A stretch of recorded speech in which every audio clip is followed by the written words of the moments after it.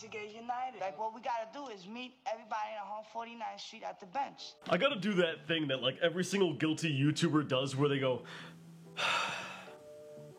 we need to talk. Well, all jokes aside, today we got a pretty serious topic. I want to talk to you guys about the benefits of illegal graffiti. Now, before I get into this topic, I need to go ahead and throw a couple of, like, warnings out there for you guys. As you know, I don't really promote doing illegal graffiti here on the channel, for many different reasons. One of them being I feel it's an irresponsible use of my platform, and I don't want to encourage somebody to potentially ruin their life. This is the part where, you know, insert my backstory here, you guys already know the deal. But with that said, there still is some benefits to illegal graffiti. So why make this video? Well, I figured if you're already doing illegal graffiti, well then it might help to know what some of the benefits are. One of them being is I no longer have to go to jury duty anymore. let me stop. I'm joking.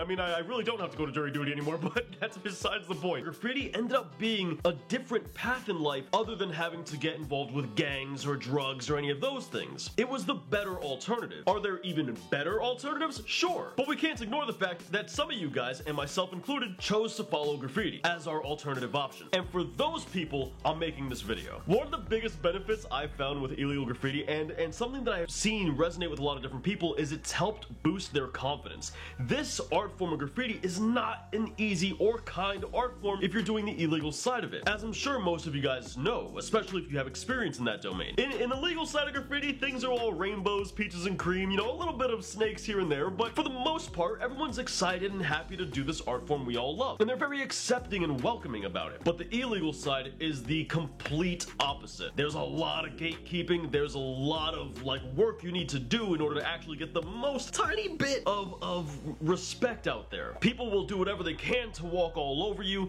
and try to start drama or whatever the case is. I mean, the illegal graffiti artists are a bunch of drama queens. There's no two ways around that. The illegal side of graffiti is not for the faint of heart. It's not for somebody who's mentally weak and with low fortitude. It's not for somebody who's gonna get all emotional and swell up with tears. It's not for people who are more sensitive at all whatsoever. You're gonna have to get a thicker skin. Also, I need to throw this out there. You're not about to catch me here in the video trying to be all edgy and be like, yeah, people die for graffiti. Those people that do that are hilarious, because you know damn well half of those people never met a violent graffiti artist in their life. And that level of violence is hardly the norm. Yes, it does happen, but it's hardly the norm. But violence for graffiti, like actual fistfights and whatnot, that is a little bit more common. Regardless though, depending on where you're from, you're probably never even gonna catch that. And as long as you don't act stupid, you should never really be a victim of that either. Now once you actually get out there and you see your name up, you're filled with that kind of confidence. Like, yeah, you know what? I did that. And that confidence, for me, was really, really necessary. Now for those of you guys who don't know, back when I was like 13 years old, this guy right here was not confident at all whatsoever. Let me tell you a story that exposes how not confident I was. I was dating this girl freshman year, and on the very last day of school, I walked her home. Now check this out, we didn't have cell phones back then, so there was no way for me to keep in touch with her. There was no way for me to text her every single day. As she was walking away, she crossed the street, and I looked at her, and I went, don't forget about me.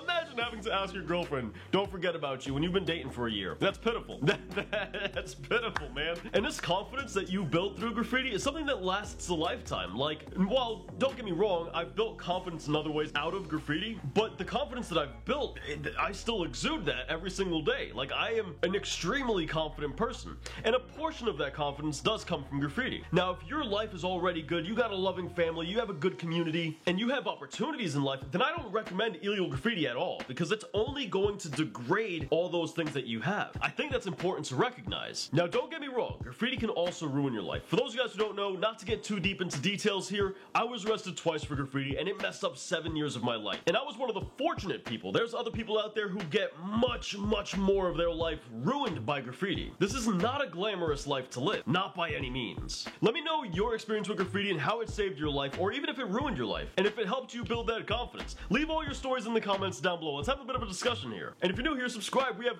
the best how to do graffiti tutorials, and we have even more graffiti content right down here. Be sure to go and check that stuff out, and I'll catch you guys next week. Thanks for watching. Peace.